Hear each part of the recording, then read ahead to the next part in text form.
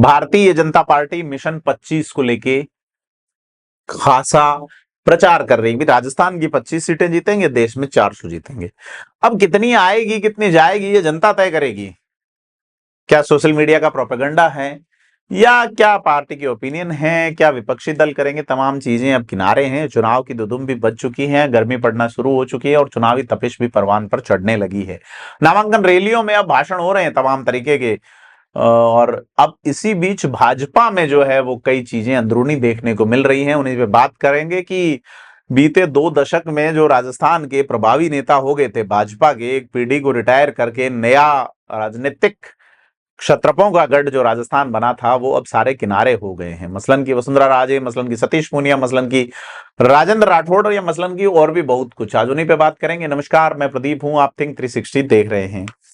भाजपा ने स्पष्ट संदेश दिया है कि भी चेहरे नहीं संगठन महत्वपूर्ण है।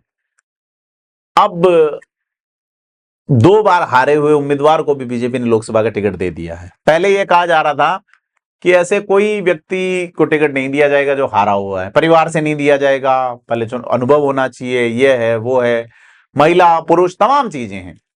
लास्ट जो 60 टिकट दिए उनमें से 3 महिलाएं हैं, 5 महिलाओं को टिकट दिया है बीजेपी ने।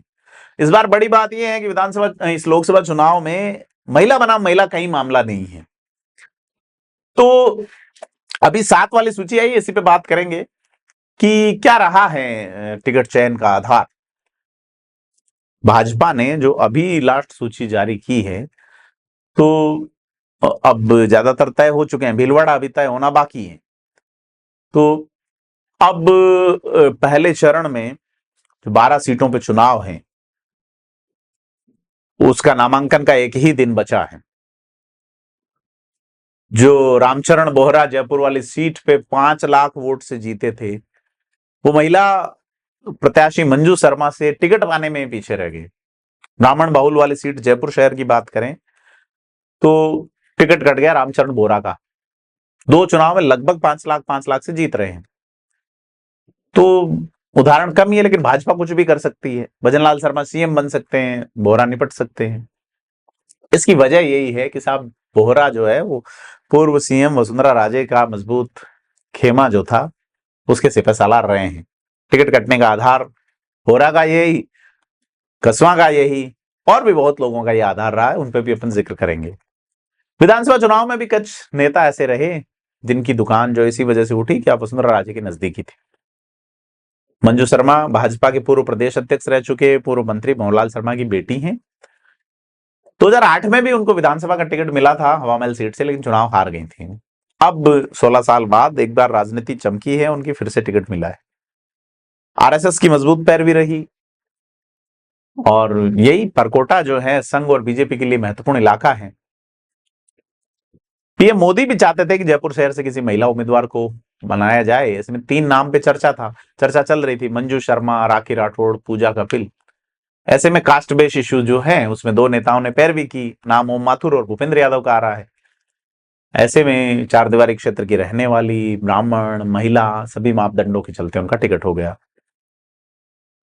अब बाकी लोग चौंक सकते हैं, लेकिन आरएसएस में जरूर इसकी चर्चा चल रही थी। सामने प्रताप सिंह खाचरियावास है, राजपूत चेहरा है।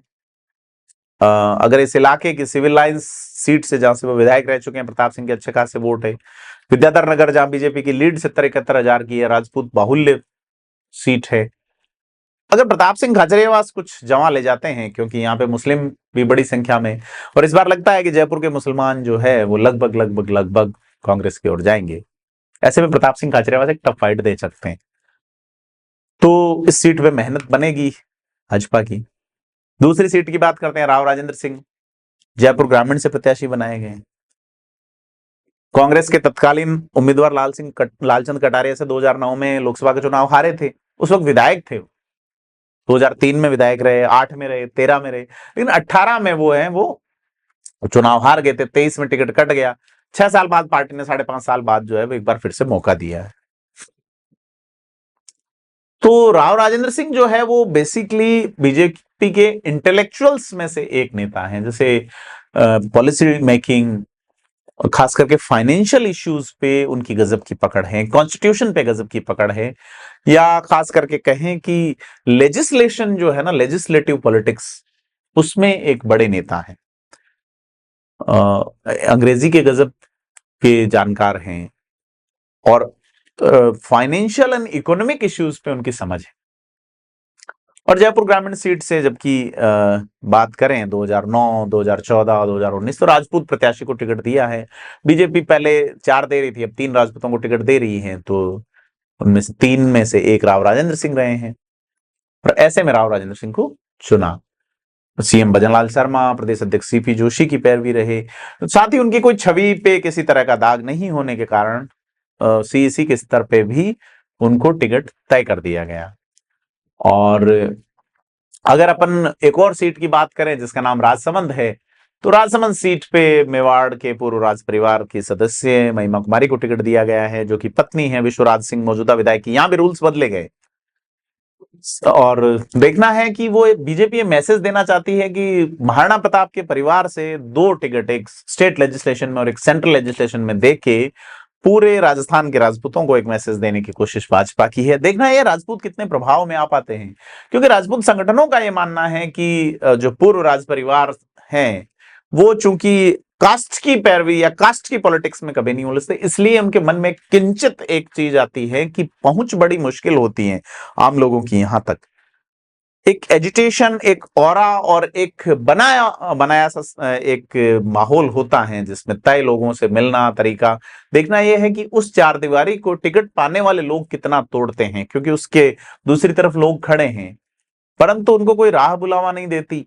ऐसे में यह मान लेना 2024 में कि इनका जो ऑरा है, इसका प्रभाव तमाम उस लास्ट व्यक्ति तक भी पड़ेगा जिसको राजमहलों की रंगीनियत की कोई एक रोशनी भी उन तक नहीं पहुंची है। देखने वाली बात होगी। एक और सीट पे बात करेंगे, उसका नाम टोंक सवाई माधोपुर है, जहां से सुखबीर सिंह जौनापुरिया एक बार फिर से प्रत्याशी बनाए गए हैं। हरियाणा के रहने वाले हैं, लेकिन 2 बार लगातार सांसद रहे और पैसे वाले सांसदों में से एक हैं। राम मंदिर में भी 1 करोड़ 25 लाख रुपए के आसपास उन्होंने दान दिया था। पूर्व सीएम वसुंधरा राजे उनको लेके आई थी पार्टी में, लेकिन 1.5-2 साल से उन्होंने हवा का रुख भांपा और वो राजे से लगातार दूरी बढ़ते हुए थे। उनके पक्ष की चीज रही। उनके अलावा सुनीता बैसला और अलका गुजर की भी चर्चा चली, लेकिन उनको टिकट नहीं दिया। इस सीट पे हरीश मीणा से उनका मुकाबला होगा और प्रहलाद गुंजल के कांग्रेस ज्वाइन कर लेने से बड़ा संकट होने वाला है उनके लिए। बड़ा सवाल है कि क्या प्रहलाद गुंजल जो है वो इनकी गुजर मीणा पैक्ट अगर कर लेते हैं कांग्रेस की तरफ, तो फिर कोटा बूंदी और टोंक सवाई माधोपुर इन सीटों पे संकट हो सकता है। क्योंकि हरीश मीणा 2014 में सांसद बने थे, 18 व 23 में देवली उनारा से लगातार विधायक रहे। परिस्थितियां जैसी भी रही, हरीश मीणा चुनाव जीतते रहे, सचिन पायलट के समर्थक है। अगर गुजर वोट बैंक को वो मीणा प्रत्याशी को वोट देने के लिए सचिन पायलट बना लेते हैं और मीणा समाज अगर प्रहलाद गुंजल की ओर चला जाता है, तो फिर स्थिति अलग तरीके की बनेगी। तो यह जो सीट है फंसी हुई थी, प्रत्याशी बदल सकते हैं, गुजर प्रत्याशी को देना है, लेकिन स्थानीय की बजाय बाहरी प्रत्याशी ही रहा। तो यह जैसे आरएसएस और हिंदू संगठनों वाला उनका जो राम मंदिर वाला मामला था 1 करोड़ 21 लाख रुपए वाला, वो भी खासा प्रभावी रहा। तो बीजेपी ने जो टिकट वितरण में ये चीजें की है, बाहरी को नहीं देंगे, स्थानीय को, ये वो फैक्टर जो है वो पहल चलता रहा है। लेकिन अगर अपन बात करेंगे हारे हुए को नहीं देंगे, तो फिर भागीरथ चौधरी की बात करेंगे। 2003 और 13 में विधायक रहे, 19 में सांसद बन गए, हार गए चुनाव 23 का, लेकिन फिर भी वो अजमेर से एक बार फिर से सांसद के प्रत्याशी बनाए गए हैं। कहा जा रहा था उनका टिकट काट दिया जाएगा।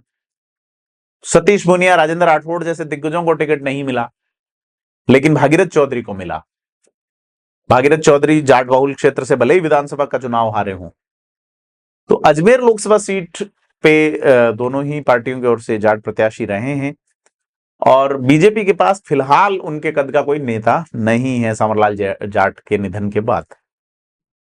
तो यहां टिकट देने से फिर बीजेपी को फायदा है नागौर पे, भीलवाड़ा पे, जयपुर ग्रामीण, टोंक सवाई माधोपुर, राजसमंद और पाली में भी, क्योंकि पाली में बीजेपी जो है वो मूल ओबीसी के पीपी चौधरी को दे रही है, जो कि सिरवी जाति से आते हैं। भीलवाड़ा में जो फिलहाल टिकट घोषित नहीं हुआ है। नागौर में बीजेपी जरूर जाट को देती है। टोंक सवाई माधोपुर में बीजेपी ने गुर्जर प्रत्याशी उतारा, राजसमंद में राजपूत को देती है। तो यहां इनमें से नागौर में कांग्रेस जाट को देती है, जयपुर ग्रामीण में कांग्रेस जाट को देती है। तो ये चीजें हैं कि भी अजमेर का ये फायदा एक मैसेज देने के लिए। तो भूपेंद्र यादव, जेपी नड्डा जैसी टीम ने इनको इस समीकरण में फिट माना है कि भागीरथ चौधरी, जिनको विधानसभा चुनाव नहीं जीत पाए, लेकिन एक और चेहरे की बात करें, श्री गंगानगर का टिकट जिसमें प्रियंका बेलान को दिया गया है। एससी के लिए रिजर्व सीट है गंगानगर। 5 बार सांसद रह चुके निहाल चंद मेघवाल 5 बार मंत्री रहे हैं। और बीकानेर वाली सीट भी एससी के लिए आरक्षित है, अर्जुन राम मेघवाल हैं। तो ऐसे में एससी वर्ग से बीजेपी जो है किसी फीमेल नेता को टिकट देना चाहती थी, महिला को, ताकि गंगानगर, बीकानेर और चूरू तीनों सीटों पर एससी और महिला दोनों मतदाता वर्ग में अच्छा संदेश जाए। निहाल चंद का नाम भी पैनल में था, लेकिन महिला को टिकट देने की नीति के चलते उनका नाम पीछे हुआ। अब अगर पैरवी की बात करें कि प्रियंका बेलान जो है वो, जो कि सीपी जोशी की यूथ वाले टीम में रही हैं, जोशी चूंकि अब मुख्य बीजेपी के प्रदेश अध्यक्ष हैं, ऐसे में उनकी पैरवी के चलते प्रियंका बेलान का टिकट हुआ है। चूंकि वे मेघवाल समाज की बेटी हैं और पंजाबी समाज की बहू भी हैं, ऐसे में उनका सामाजिक पॉलिटिकल कॉम्बिनेशन जो है वो पार्टी को जचा है और उनका नाम, फिलहाल वो अनूपगढ़ नगर पालिका के चेयरपर्सन है। और यह जो तय हुआ, जैसे मैं बताता रहा हूं आपको कि बीकानेर अब एक ऐसी लोकसभा बनी है जिसमें अगर देखा जाए तो जिले की अगर बात करें, नया जिला अनूपगढ़ बनाया है, तो तीनों ही सीट एससी की है, 3 विधानसभाएं होंगी उसमें। अगर देखा जाए बीकानेर को, तो बीकानेर में कोई भी एससी की सीट नहीं बनी, जिले में नहीं बची, लोकसभा क्षेत्र में तो है। और यहाँ सामने बीकानेर में गोविंदराम मेघवाल है। तो यह जो कॉम्बिनेशन है भाजपा का कि किस तरीके से जातीय कॉम्बिनेशन जो है, जिस तरीके से इन्होंने जयपुर ग्रामीण में जाट प्रत्याशी को कांग्रेस के सामने राजपूत प्रत्याशी बीजेपी ने दिया है, अजमेर में फिर जाट को दिया है, या टोंक सवाई माधोपुर में गुर्जर प्रत्याशी उन्होंने उतारा है। तो यह सारी चीजें जो है खास करके, तो यह बड़ा जो है वो एक अलग तरीके का माहौल बनता है। तो आपको क्या लगता है, हमें जरूर बताएं कि क्या भाजपा सोच रही है, जिसमें पुराने नेताओं का एक जो एक पार्टी पे एक अलग तरह का मैकेनिज्म था वो बदला है, या भाजपा इस नई छवि से ये कि संगठन में जो है उनकी महत्वपूर्ण स्थिति है, या पब्लिक लीडर वाला कि भी आप फेस इतना बड़ा पार्टी से बड़ा ना बन जाए कि हम बदल नहीं दें आपको। तो भाजपा अब एक नई राह पे है, देखना है कि ये राह कब तक मुकम्मल होती रहती है। आपसे अपील है कि थिंक 360 को सब्सक्राइब करें और वीडियो को लाइक, शेयर, कमेंट करें।